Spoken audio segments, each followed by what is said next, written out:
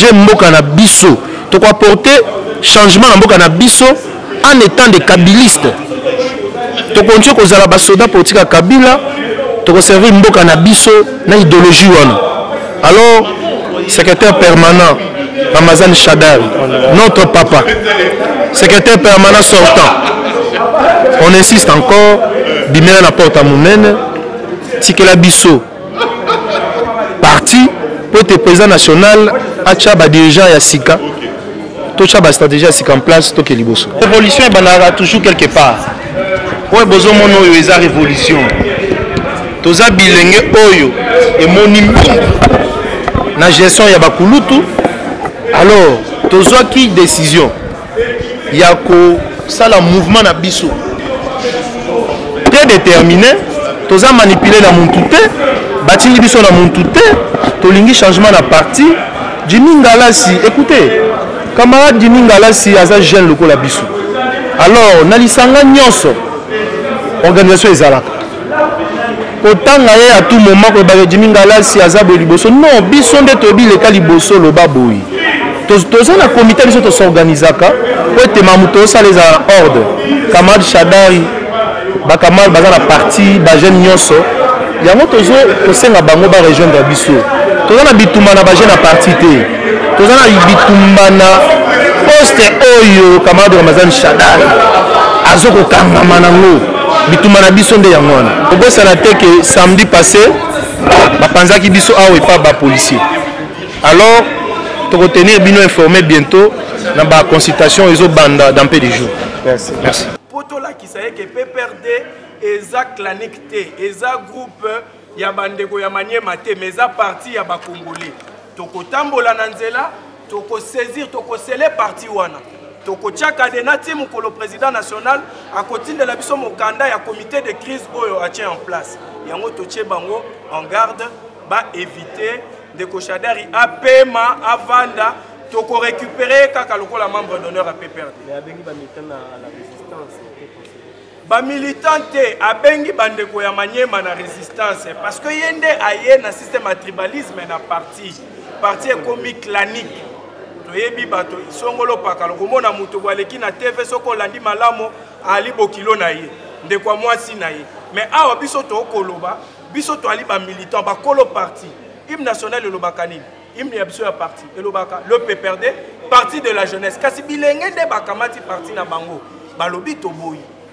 18 ans ils ont âge à majorité, hein. Ils ont sous âge à bontoté, à Kambela biso. Biso nde tozu a tozo mi benga force du changement parce que tolingi to redoré image ya PPRD où ils allaient parti des masses, parti ya ba congolais balingaki. Moto moko to tokoki kotikela e abomela biso yango. Oya moni.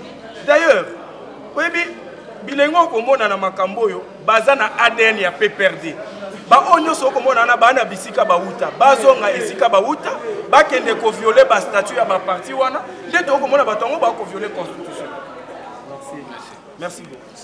Lelo na tongo totali na nzela ya ba réseaux sociaux clan moko esanganaki na kati ya parti pona kolinga ko imputer réunion wana na ba militant ya PPRD pendant que za ba militant ya PPRD teza groupe moko bato basangani soki 60 bande kwa maniema union ba ko kosa ke ba ko loba na kombo ya PPRD ndeko Emmanuel Ramazani Shadari lokola boyebi azali secrétaire permanent honoraire parce qu'il a été déchu par jeunesse ya parti bilengo biso toali toko isaki aller sous na makasité ya ko engager parti na biso donc ADN na ye eza na UDPS biso bakolo PPRD bilenge ya Joseph Kabila tosi tolobi yete akoki ko engager parti te d'ailleurs nazo profiter na ko lancer appel na bino bande kwa presse soki boki ba bengi bino na siège à parti avant que force du changement ya PPRD tozali to communiquer bino comité de crise oyo tokozwa mbela nango pa mokonzi ya parti Joseph Kabila bokenda te po bokoki kokwela na mokolo oyo bandeko baye po basele parti na bango bokotikala bokangani na kati boye baséquestre bino te donc c'est pourquoi tolingi biso bilenge tosisa makambo na biso moko tolingi violation ya statut na biso te ADN ya bato ba violer la constitution toyebi baza ya parti nini donc ye alingi amema ADN wana pona ko violer statut ya PPRD yango to telemelie tolobi azali susu na bokasi moko te il y a engagé PPRD.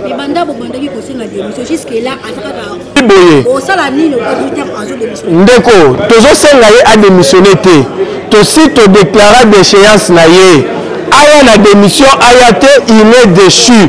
Point barre. Démission à raison du sayango tant au barotia comité de crise. Toko sengaye paie sa démission na maboko comité. Mais biso bilenge to yebi keza lisusu yete. Balembaka na ime ya PPRD le PPRD parti de la jeunesse. Kasi bilenge bakolo parti nde to ko le bate. Yo ni bilenge wapi. Yo ni bilenge ya bokino nanga semeki nanga ndeko mosi nanga te. Bawana bayana ko. Puis bango basala ki ya malamu oyo engagé ki parti. Ils ont violé l'article 30 du statut de notre parti. Parti ndenani. Parti eza biso nde to ko constituer parti. Parti eza clan ya Maniema te. Parti eza groupe tribal moko bato bayete balimba s'approprier parti na makasi bande ko boza ba panzi sango boyebi ba secrétaire boni baleki na PPRD e bongo makambo ya motile o bomona yango ya mbindo bo bomona yango te yango moni tolobi tolingi tozongisela mba malamu ya PPRD bato ba adhera PPRD bato ba mema na motema biso toyoki pasi tomona parti na biso kokende na libulu de tolobi nous allons sauver notre parti parce que c'est le seul patrimoine autotikali na yango on nous a tiqué la biso za parti wana pour to pérenniser philosophie ya kabilisme to kolinga te mutu moko uta na ngambu x aya ko boma kabilisme eloko biso to bundele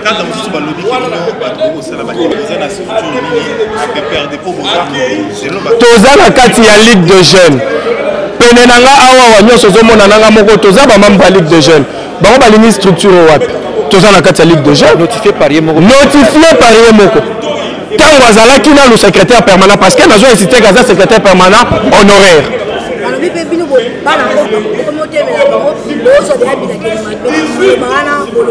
ndeko toyaka kosangana na parti na kombo ya motu te tango oyaki kozwanga te na cité na kombo na yo oyaki kobetela nga lisolo ya philosophie ya Kabila le kabilisme c'est quoi natali ba parti nde bandeko mo baloba Kabila est sérieux yende mutu o atikalaki na philosophie ya kabilisme comme Kabila est sérieux biso pe ba jeune to mona ke parti ya sérieux ya ko adhérer à la qui peut perdre nde to kenda peut perdre to na komba moto te soki ndeko kanisa ki na signaka carte na ndako na yo longola yango menga na tikali na liste ya PPRD je suis militant du PPRD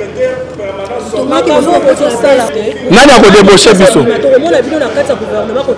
mama nazoloba na yo boye naza na 12 ans na PPRD osoyoka ordonnance na nde bima est-ce que yango nde epekisinga nalinga PPRD nga nalinga Kabila te mpo na ye bakopesanga mosala nalinga Kabila te mpo na ya koprotéger baintérêt nalingaka Kabila parce que il fallait na pérenniser etumba ya Lumumba le kabilisme né du lumumbisme touti kuna nde omoni tobi te nous allons pérenniser fo bana na biso bayebake mboko ebongwani mpo batata na biso basalaki mosala nga alingi bavi ya wenge wana te yango omoni tobengani bango un dirigeant qui viendra réconcilier la jeunesse, un dirigeant qui viendra remonter la pente creusée par le camarade Emmanuel Shadari.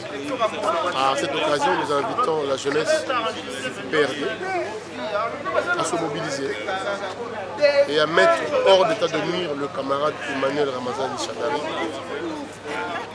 Et nous le supplions, nous l'invitons au repos. Il doit se reposer. Le camarade Shadari doit se reposer. Oui, c'est bien, il a fait son temps, il a fait son travail. Nous lui disons merci. Mais aujourd'hui, nous avons besoin d'un dirigeant digne de ce nom.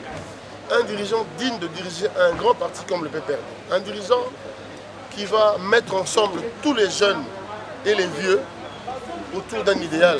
Nous n'avons pas besoin de se tirer entre les jeunes, entre le pouvoir en place. Nous, on n'a pas besoin de ça. Le camarade Shadari doit se reposer et il doit arrêter de s'entêter. Sinon, il va tirer toutes les conséquences. Qui est derrière vous? Non, rassurez-vous, c'est ce qui fait mal, c'est ce qui fait le plus mal à M. Shadari. Il est étonné de voir que les jeunes sont mis debout aujourd'hui. Et ils sont en train de sortir des alibis. Ils sont en train de chercher des boucs émissaires pour dire que nous sommes financés. Non, nous ne sommes pas financés. Personne ne nous a financés. Nous avons pris conscience tout simplement qu'il était temps que la jeunesse du PPRD récupère leur parti. On pointe du doigt, monsieur. Non. Monsieur Némi, le camarade Némi, nous le respectons. C'est un homme intègre. Il n'est pas derrière nous. Ce qui est vrai, nous avons tout le monde, tous les membres du PPRD qui nous soutiennent. En tout cas, nous avons le soutien de tout le monde. Que personne n'aille dire qu'on nous a financé. Non. À ce stade, à ce niveau, on n'a pas besoin d'argent. Nous avons besoin de conscientiser la jeunesse du PPRD à comprendre qu'il est temps. Si nous avons perdu les institutions, mais récupérons quand même notre cher parti. Et nous ne voulons pas voir notre parti sombrer. C'est ça en fait le grand message que nous pouvons lancer à la jeunesse.